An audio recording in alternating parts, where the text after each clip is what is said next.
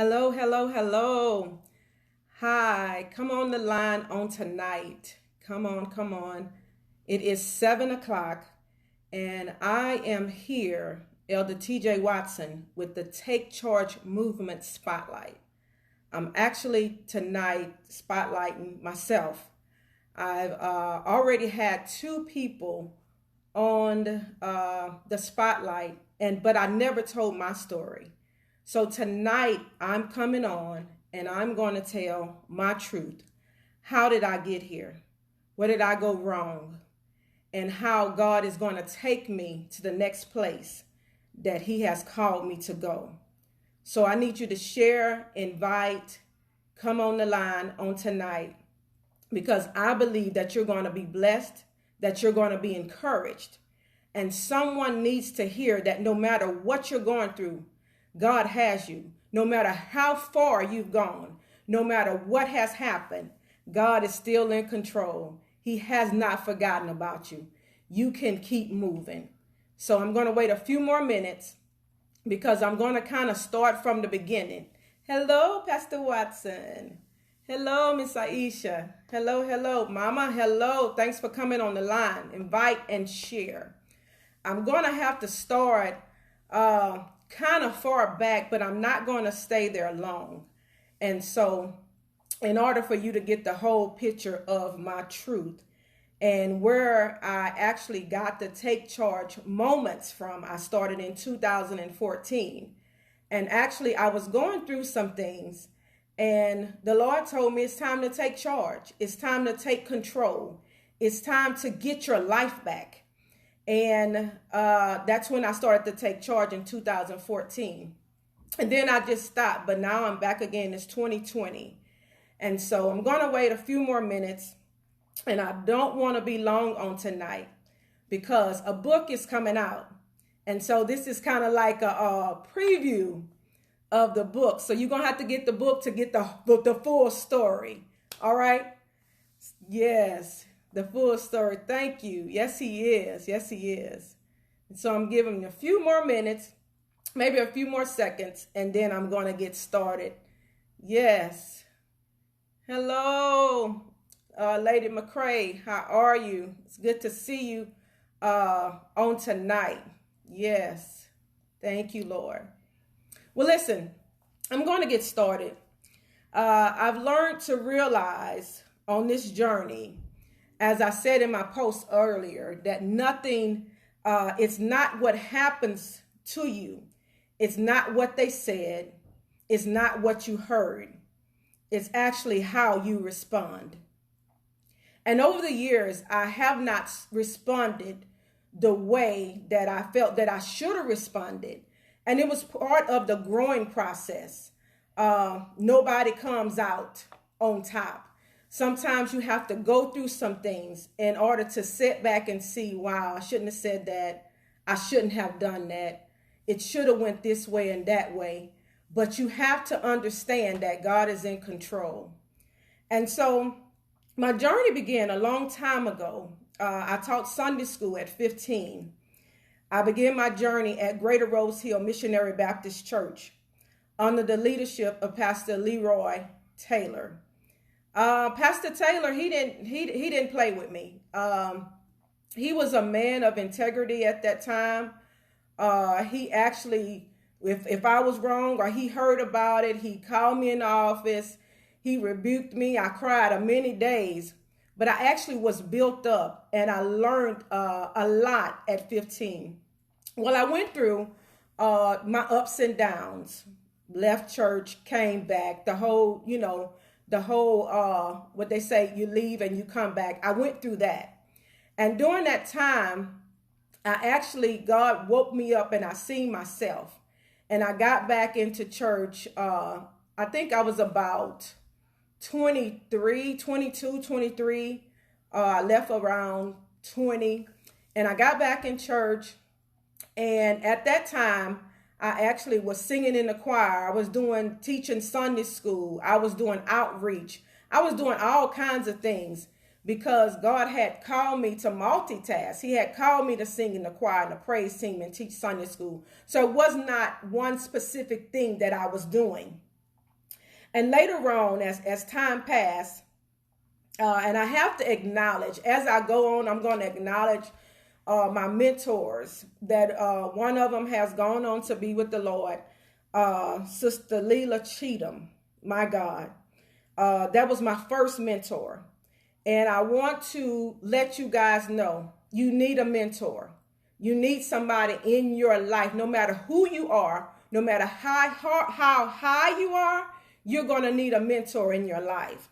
Someone that's going to be there to push you, to groom you. Someone that, even somebody that rebuke you. Because Sister Cheatham, listen, she didn't play. She gave me the truth.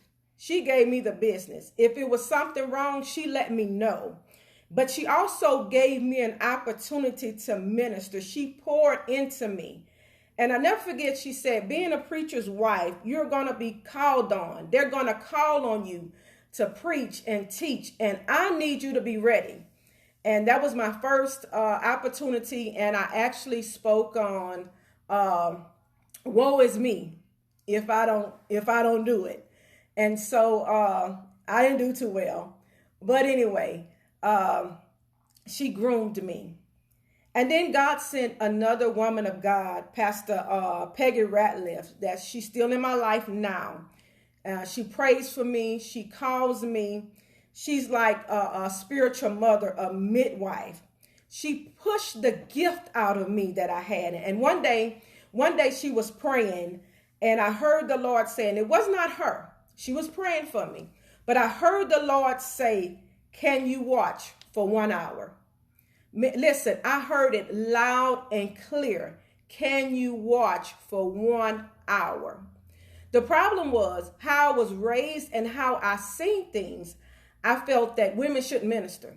Nope, that's not my area. I'm not going to do it. I didn't feel that we were running. I was running from God. I just felt that that's not my place. I didn't hear him right. But the whole time when I was leading praise and worship, I was ministering already and didn't even realize it. So fast forward to 2008. That's when this is getting ready to get better. I was licensed as a minister under the leadership of my husband at Connected to the Kingdom. Now, anyone that knows Pastor Watson knows he don't give out handouts. He don't give shortcuts. He don't give favors when it comes to ministry. If you say that you're called, you're going to do the work. I went to class like everybody else. I was accountable like everyone else. I had to do outreach like everyone else. And I had a season of sitting like everyone else. And the same in 2014 when I was ordained under Free Ministries, Apostle Brian and Prophetess Lewis, bless your mother and father in the spirit. I was given the articles of faith to learn. And when it was time for the catechism, I was in there by myself. My husband wasn't with me. Nobody was with me. I had to do it on my own, and I was scared. And it was actually right before the service. If anybody know, back in the day, they used to do the catechism, and they would do it right before the service. And so I've heard about that people didn't pass, and that they had people sitting there and they didn't pass, and so they didn't have the service. But it didn't go like that. I thank and praise God that I made it through. And so I thank God for them. By the grace of God, no one gave me anything. I made the sacrifices, and some were big. A lady told my husband and I, she said, doing ministry is going to cost you. And we both said, I know I said, he did, that we're willing to pay the cost. But we didn't know that it was going to cost us everything.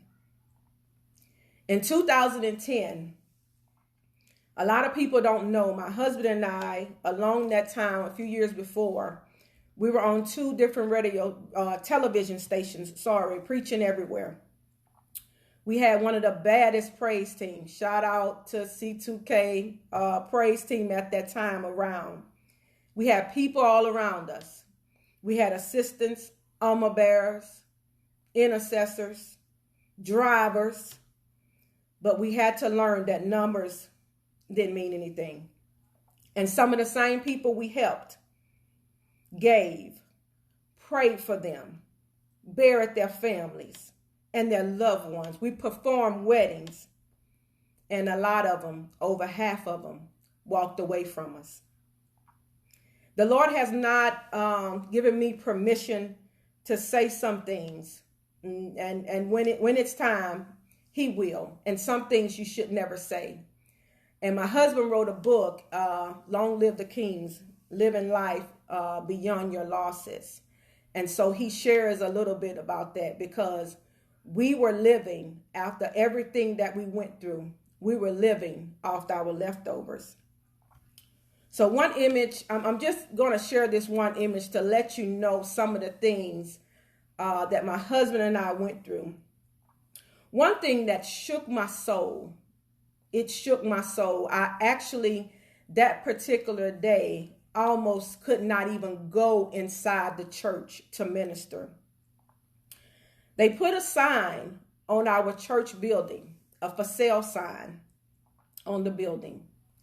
And at that time, I was sitting in the car. I couldn't go in. I already was trying to think about it. You know, how did I feel about it? Because this was the first time that I seen it, which we knew it was happening. But just to see the sign made a difference in my soul. Well, a couple walked up, a couple that we imparted in, that we loved, that we really felt that was for us, ride or die. They didn't know I was sitting in the car, and they began to laugh. They laughed because that sign was up there. And they said, that's what they get. Look at them. That hurt me to my core. We lost everything, y'all. We lost everything. We came to Houston with nothing. Only thing we came with was a bag. And I'm talking about me. I came with a bag of hurt, and I came with a bag of shame. After all we had been through, after all the people we helped, after all the things we had done for the community, once a month for 5 years, we went in the community. Between 90 to 110, we would give out plates to senior citizens out of our money, out of my mother would cook it out of her money. We would go out, and we didn't have them come there. We actually delivered all over the parish. It was our money and our time. We went to the nursing home. My husband went to the jail. We gave and ended up with nothing. So now, the new city, the new place, it's going to be different. Woo! But I let the wall down too quick. I felt that I had to be a part of something. God's not going to be pleased if I just sit, if I didn't do anything with what He had given me. So I want to say this to someone that's on the line today. This is not a sad story, but I want to say this to you. Don't let anyone rush you. If you need to heal, you need to heal. Because I was at a point that if one more person say one more thing to me, that I was going to snap. I was going to snap on them. I was going to lose my mind. I wasn't sure which way I was going or coming. Should I go back to Louisiana? Should I move somewhere else? Lord, what is going on? And so first of all, I was an emotional wreck. I took everything personal. Things that was directly said and indirectly.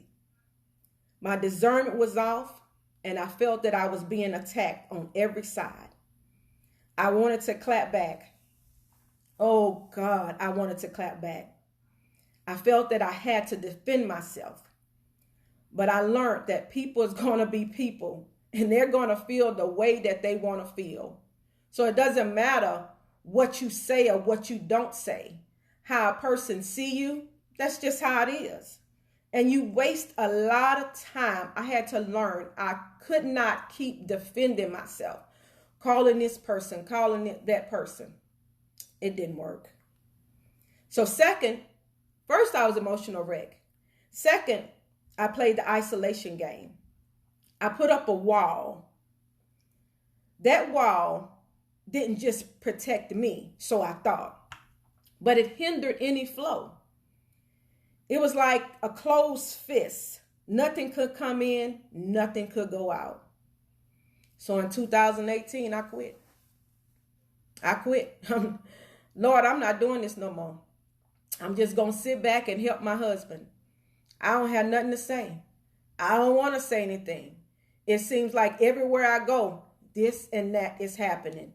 You try to help people, you try to pray them through, and then it's just like, and that's not everybody. That's not everybody. And that's why I learned to celebrate the people that you do have. Celebrate the people that's still with you. Don't worry about who's not with you. Don't worry about who shot Johnny. Don't worry about none of that. You just have to keep going. If you have just one, if you just have a word from the Lord, that's all you need. You don't need anything else. So it was like to myself saying, God, look what they did to me. I gave my all, and I'm back at the same place.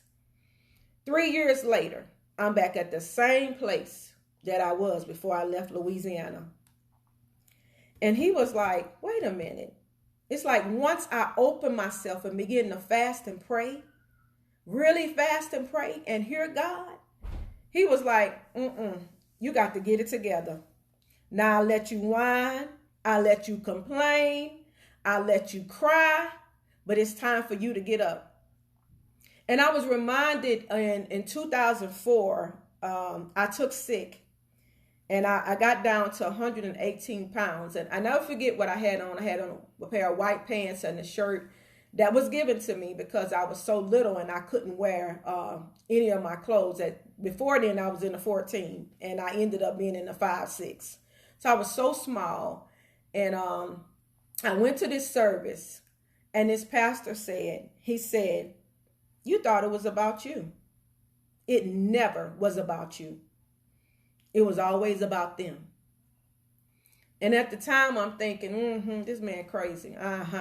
They're not the one sick. They're not the one going through. They're not the one that don't have a job. They're not the one that's, that's losing everything. They're not the one that's going having another surgery and that's taking 8 medicines in the morning and 6 at night. Me, I have black circles under my eyes. I'm the one that's going through. But now I get it. My struggles, my setbacks, my challenges was all a part of my resume. God was building my resume. Whew. It's 2020 now. Can't cry no more. I done cried my last tear about 2 weeks ago. I cried my last tear. Can't complain no more. It's time for me. It's time for you to take charge. Take it back. God gave me a while back in 2014, and he reminded me of that Luke 22. That was my scripture. And it says, Simon, Simon, Satan, and I'm paraphrasing, he's out to sift you as wheat. And the Lord said, but I prayed for you that your faith don't fail. And after you've been converted, I need you to go back and I need you to strengthen your brethren. That's what the Lord gave me. And after all I've been through, that's all I want to do. I want to go back and grab somebody else. I want to go back and grab that single mother and say, it's going to be all right. That woman that's going through in her marriage, that's financially struggling. The person, the pastor's wife that don't understand what's going on. Whoever it is, I want to go. And I want to go from city to city, place to place, even if I just have to do it on here, and encourage women of God to let them know no matter what you're going through, God's got you. You can get back up again as long as you still have breath in your body, you can still start over again. I love that song. And my favorite song right now that gives me life, it says, no shadow he won't light up. No mountain he won't climb up. Coming after me. No wall he won't kick down. Lie he won't tear down. Coming after me. I love that song. I don't deserve it, but still, he give me his love. I love that song. That song gives me life. Because no matter where I was, God reached down and he picked me up. And that's my assignment. That's what God has called me to do. And I just believe that this thing is going to grow. It may not look like it right now. It's going kind of slow. I've called people. They haven't responded. It's okay. Because God knows who he wants to tell their story. Because people are going to overcome by our testimony. And if we hold it in, who are we helping? And so I'm not here to bash anybody. It's just me. I had to go through that. I had to see God for himself. Now he's ready to expand my territory. See, a lot of people, they want to go higher. And a lot of people, they want to minister here and they want to do this, but you don't want to go through nothing. I didn't, but I had to go through it anyway. Is it over? No. No, it's not over. But I know if God brought me through that, he can bring me through this. And so that's my assignment. I'm going to keep going no matter what. And I'm coming out with my book. My pain pushed me here. I wrote it in 13 and 14. And I lost my computer and it crashed. And I didn't have any information. But I've been writing it a little bit at a time over the years. And before 2020 is out, you will hear about my pain push me here. I'm here because I went through. I'm here to help others because of what I went through. And it's time that we tell the truth and make the devil out of the lie. Hey, you're not always going to be up. You're not always going to have money. You're not always going to have that friend. You're not going to may not always have that job. Your health may not always be where it needs to be. You know, a lady told me when I was going through and I was sick and it just came to my mind. She said, the reason why I took sick because I was playing church. I wasn't playing church. It was just something that I went through. Just like the man, the Bible says, who sinned? God said nobody sins. It's for his glory. And if you can't go through nothing, who are you going to help? And so just like the man said, I had to go through that. It was never about me. It was to help somebody else. Who would have thought at 32 years old, I had to have breast surgery? To this day, they took out a good bit and it's very noticeable. Yes, thyroid problems, high blood pressure, TIA, light stroke, all that in 11 months. But I'm still here. I am still here. God is still in control. And so listen, whatever you're going through, just know God has not forgotten about you because he hadn't forgot about me. And I'm going to tell the story everywhere that I go. I'm taking charge. I'm going places with the Take Charge movement.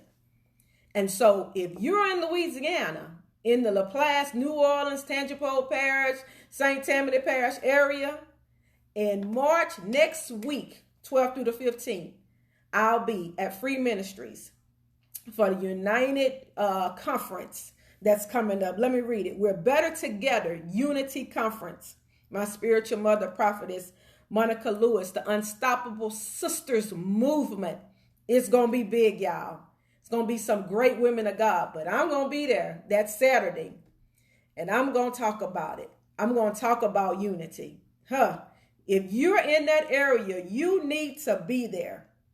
And I'll be speaking that Saturday, the 14th at 12 o'clock. I have a word. God has given me a word. And I kind of want to tell a little bit of it now, but I can't. But I just want you to know, if God brought me through it, he got something for me to go to. And so it's not just about me. I just want to help others. I just want to tell my story. Nobody knows the things. I mean, I've had girls. I have 3 girls. And anybody know about girls? Woo-wee. Marriage. I mean, jobs. It's just been a lot. But nobody but God got me through it.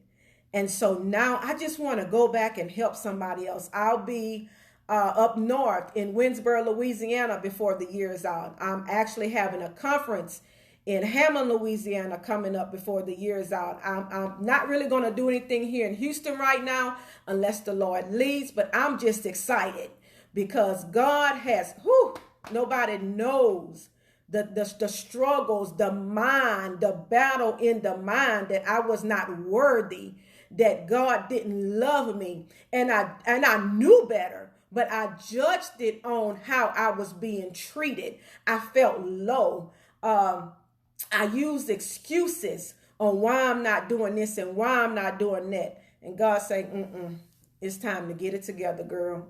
I put too much into you. And I thank God for my husband, because my husband, he pushes me to be great. He encourages me. He tells me I'm beautiful. He tells me that I'm wonderful. He shows me that I'm loved. My girls, they just actually surprised me. My 3 girls actually surprised me with a Gucci purse. I don't know where they get money from, but they surprised me.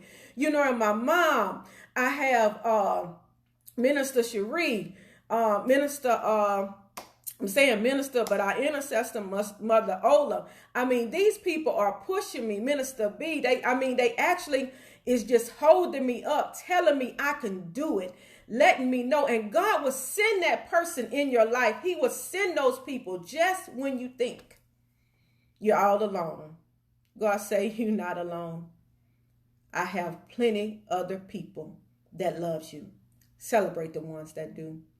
So I got to go. And I want you to share this. On March the 28th at 11 a.m., I'll be in Hammond, Louisiana, also with my Take Charge movement with Pastor Renee Dunn. She's going to be talking about being a first lady and a pastor's wife. That's going to be awesome. So, hey, if you're interested, I would love to interview you, what you went through, your ministry, so the world would know, hey, if you can go through it, you can go through it, I can go through it. God has some plans for us all. So I thank you for taking out the time. I'm 2 minutes. I had 2 minutes left actually, because I gave myself 30 minutes. And so I just thank God for you guys giving your time to me. And I'm so excited what God is getting ready to do. Didn't want to say much, just enough to let you know who I am and a little bit of what I've been through and how God has brought me out. I believe that it's my season and I should take advantage of it, because seasons come and go. And some people feel that, it'll come back around. It don't come back around like winter, summer, spring, or fall. Because if you think about it, on Monday of last week, I was about to freeze. Now, a few days later, it's hot. So seasons change rapidly. Jump on board. I'm Elder TJ Watson, and you've just been charged.